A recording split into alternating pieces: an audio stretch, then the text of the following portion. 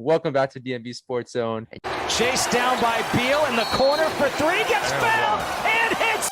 Welcome to DC. Walker tied him out. You know where you're at, the USA cap. You're taking it slightly, I'm taking it slightly. Now how you gon' act, or you gon' be right back. Well, we gon' be right here, we gon' be right here. We ain't going nowhere. Welcome to DC. DC, the home of Chuck Brown. Oh, you don't know the sound? Well, let me break it down. What is going on, everybody? It's your boy Abdullah coming at you with another video for the channel, and welcome back to the DMV Sports Zone. And in today, guys, I'm coming at you with the recap of day 6 of training camp for our beloved Washington Commanders. Before I get in this video, I just want to shout out our sponsor for today, WSH on the Daily, the fastest growing Commanders page on Instagram. So make sure to check out his content, great Commander stuff all over Instagram. And let's get straight to the video. So sadly, yesterday I couldn't make a day 5 recap. I got caught up with so much stuff, but I'll sprinkle some of that into today. But day 6, we'll start off with the fact that today was the first day for pads. All the guys were wearing pads, so that was really great to see. We'll start off with Curtis Samuel again being MIA on the sideline. Something I just want to harp on. I just don't want to, berate the man before he even plays, because we all know with him on the field, with this offense, it could be really deadly. But again, it all depends on health and whether it's his groin or hamstring. Whatever it is, he just needs to be out there on the field.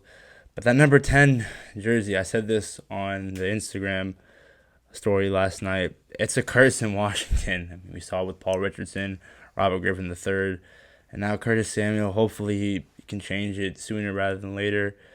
But yeah, availability is just key when it comes to the NFL. Also, John Bates is on the sideline, and also Trey Turner. So again, these guys, some guys that we expect to be starters come day 1. John Bates, our tight end 1 with Cole Turner, the rookie, who looked great today. Honestly, could be a gem in the 5th round. 6'6" guy who's been catching amazing balls. Had this one catch over John Bates on the left, over that Bobby McCain on the left side of the field. So that was great to see. Cole Turner, I've been saying this in all the training camp recap videos. He could be a guy where come week 1, when Logan's not available, he could be the tight end 1 over John Bates, because John, as great as he is a blocker, a run blocker, passing wise, his hands is just not there. And if Cole Turner off rip is better than him in that specific area in football, then you got to start him week 1. So Cole Turner, he looked great out there. DeAmi Brown, I want to get at. There was some plays out there that he dropped wide open balls, but again, it's just that type of day for DeAmi. That was one knock out of him coming out of college, him not be able to make consistent catches. So I think he'll get better at it. But that's huge for Curtis not being out there and practicing. DeAmi could step in and be that wide receiver 3 if we have to cut ties with Curtis Samuel, which I'm not hoping. But again, DeAmi Brown, he had that one crazy catch when he mossed Kendall Fuller, literally just took the ball away from him a couple of days ago. So I can't wait to see how he does. This is the receiver that's been forgotten out of UNC. Sam Howell's favorite weapon is speedster. So DeAmi Brown. Oh, guys out there that were there today, our fellow friends of the channel, Pedro Smith and Ben St. Juste. Pedro Smith and Bria Robinson, sorry. Pedro was hyping up Ben St. Juste on Twitter, saying that he was locking down nearly every receiver. There was a rep where him and Jahan Dotson were going at it, and there was a lot of tugging and grabbing. But Ben St. Juste, a 6'3" guy who we all think could be that breakout candidate for our secondary, him lining up with Kendall and William Jack. This defense could gotten scarier. It's just all depending on the linebacker position. But it's great to see Ben St. Juste going out there and just balling out in training camp, because we definitely need him come week 1. He had some flashes last year, but injuries did hold him back. So I can't wait to see how he does. Some guys that are under the radar and not talked about a lot, Armani Rogers, the tight end, and Kelvin Harmon have been looking great out there, getting some catches. I expect them to probably make the practice squad, not the 53-man roster. Kelvin Harmon, a guy that was here during the Jay Gruden era, and not really a Ron Rivera type of guy.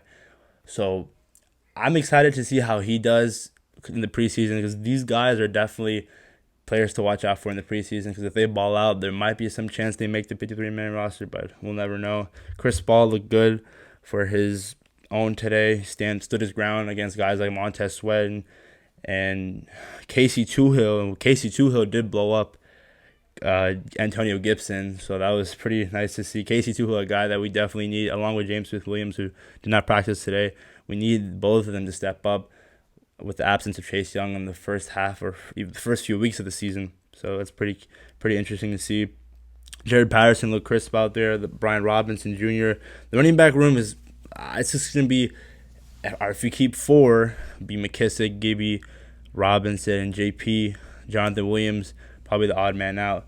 So again, the running back room, a 1-2 punch with Gibby and Brian Robinson would be deadly for this league, especially when it comes to pounding the ball, because A-Rob's a big dude, or B-Rob is a big dude. So I can't wait to see how he does come week 1 as well. Carson Wentz did look solid out there. Day 5 yesterday, he did have a few interceptions. That was pretty harsh to see. But again, today there was some decision-making throws where you just question and scratch your head. But again, it's just training camp, so when it comes to the regular season, we'll see how Carson does.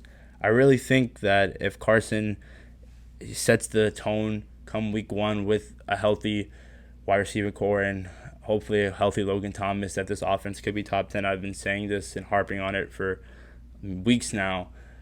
So it all depends on Commander Carson. And overall, training camp has been pretty fun to see. The defense has been dominating. Montez Sweat has just been doing Montez Sweat things. I expect a breakout year for him, especially with Chase Young and him being gone for a few weeks. But that's pretty much it, guys. Thank you guys for tuning in. We're probably going to be, or we're heading, the whole group is heading down to the practice on August 6th at FedEx, so that should be fun. Hopefully meet other Commanders fans out there and just chat it up before the season starts. Like I said at the beginning of the video, this video was sponsored by @WSH on the Daily, the fastest growing Commanders page on Instagram. Check out his stuff. It is great. But with that being said, I am out. A weekly stream tonight. Make sure to check it out, Commanders Weekly. Naughty's going to be going live with a fellow guest. I forgot who it was, but probably another Commanders fan. And just more content to come. And I'm out. Peace.